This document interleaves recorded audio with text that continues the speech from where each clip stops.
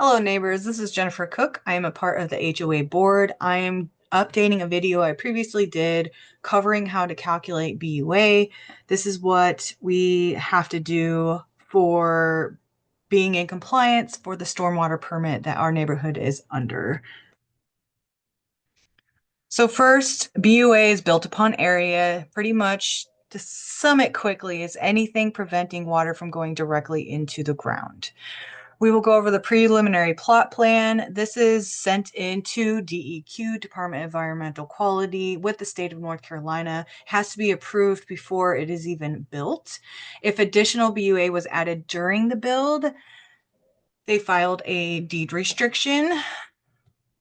We're going to cover what the allowable BUA is per lot and what the proposed BUA is on the plot, meaning what they are saying what the coverage will be. Then we will pull up the tax card. Your tax card shows a sketch of your building with the measurements, and then it has, now it's called outbuilding data, but it used to be the OBY. This is covering everything else that is not on not your house. So your driveway, your walkway, your sheds, additional other coverages that you have. We need to know our BUA not only to see current compliance, but we need to know how to remain in compliance. There could be consequences for going over your allowable BUA. So that is why I'm kind of going over this. All of this is public knowledge, so anything that I'm showing you, you could pull it up yourself, but I'm going to try to show you how to do it if you ever need to do it for yourself. But we are going to have to figure out the BUAs currently in order to get the stormwater permit to be transferred over to the HOA. And we want to make sure that everything is in order so we do not inherit any negative aspects when it comes to this transfer. So first we are going to cover the preliminary plot plan. This is the plan that is drawn up and is sent in for approval. Once this is approved, then they can start building. Every single lot has one. The entire development has one. On here, you will see the house, the driveway, the walkway. This is the entire lot of the property. Down here, you will see the proposed BUA allowed and then the BUA proposed. So the proposed BUA allowed, this is the number that the permit allows for this particular lot, and that is 3,521 square feet of coverage. This build right here, they are saying that the proposed amount that they're going to use of that 3521 is 2,489 and 91 square feet. So this is supposed to come pretty close to this 2489. So obviously currently at its build and everything, it would be under the 3521. So it would be in compliance. And with that, that means that if just starting out, 2489, that means that we have approximately 1,032 square foot of coverage that we could put in and still remain compliant. So this is sent in and then it is approved and built. Now I'm going to pull up. This is the Onzo County GIS Maps website. You would come in here and then you can search for a property, and then you can put the address in, you can put the owner in, you can put the parcel ID number in. Once you search for it, it'll pull up this little tax card and it'll pull it up on the map. And what you want to pull up is the property record card right here. I think it's right here. Yeah. So this is the property record card. It has your information as the owner, it has the parcel information, the values, et cetera, et cetera. But the couple of things that we're going to pay attention to is the sketch right here and then the outbuilding data right here. So first off with the sketch, obviously it is a sketch of the house. It's got the garage, the main house, the patio, the little AC pad, the front porch. And here are the values of those measurements right down here. Now, we have a first, second, and third. So that means that's the story that it's referring to. Okay. So first story, second story, third story. When we are calculating BUA, we are just covering the area coverage. So you can build up, up, up, up, up, up, up, up, up, up, and it will not change the actual BUA because it's spread out. It's the actual coverage of the ground. So when you're calculating this, you only want the first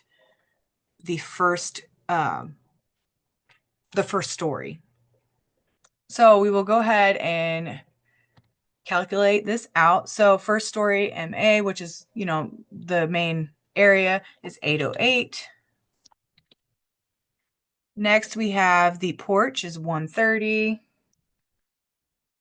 We have the garage, which is 484. We have, I believe this is the AC pad, which is 77. Another small area, which is 22. And last but not least, we have the patio, which is 144. So our total BUA coverage with just our house building, everything attached to the house, would be 1,665 square feet. But that is not all the coverage of the lot because we still have the walkway, we still have the driveway that we have to calculate, plus any other outbuildings or anything that we have, which we do have one, and I will show you that.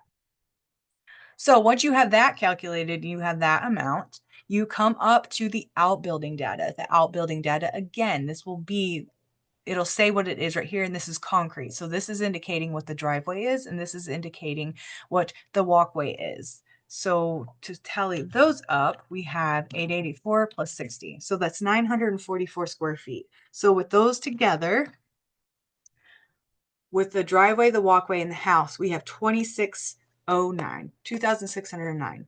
And our allowable is 3,521. So we take that away from that, we have 912 square feet of BUA coverage that we could still put on our property and remain in compliance. Now on here, that's all it shows, right? So sometimes when you get a shed, especially if you have a shed 12 feet or larger, over 12 feet, you have to get a permit by the county. I believe it's the county. I don't think it's the state. I think it's the county. And usually when you get a permit for a building or any addition or anything like that, it will be right here. So should have the measurement here, but not all sheds require permits. I'm sure some add-ons didn't have permits, so it won't always be on here. All right, so this is a satellite view of our house. It is an older view, but it is still up to date because we don't have anything additional other than this little shed back here. So we do have a shed on our property, but it is not on the appraisal card. So that is one of the things that stormwater requires our I'm getting all lost here. Our plat map to add. Okay, they need to be updated on it to make sure that we remain in compliance. So we have to add a shed right here. That is what they're looking for. We have to draw on the plat map and write in the shed dimensions right here. So they are aware of the actual coverage of BUA we have on the property. And that is what this is. So we have to draw on our little shed where it's located, to a certain degree. It doesn't have to be like perfect, and then put the measurements on there. So there's an additional 36 square footage on here.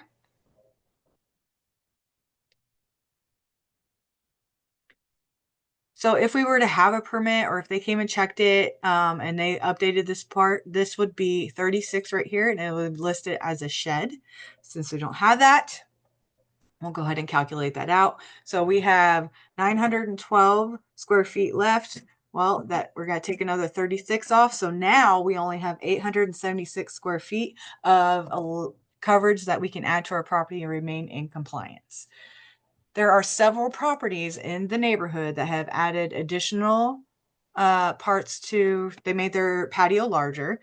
They've added sheds. They've added, gazebo areas they've added, fire pits, all of that.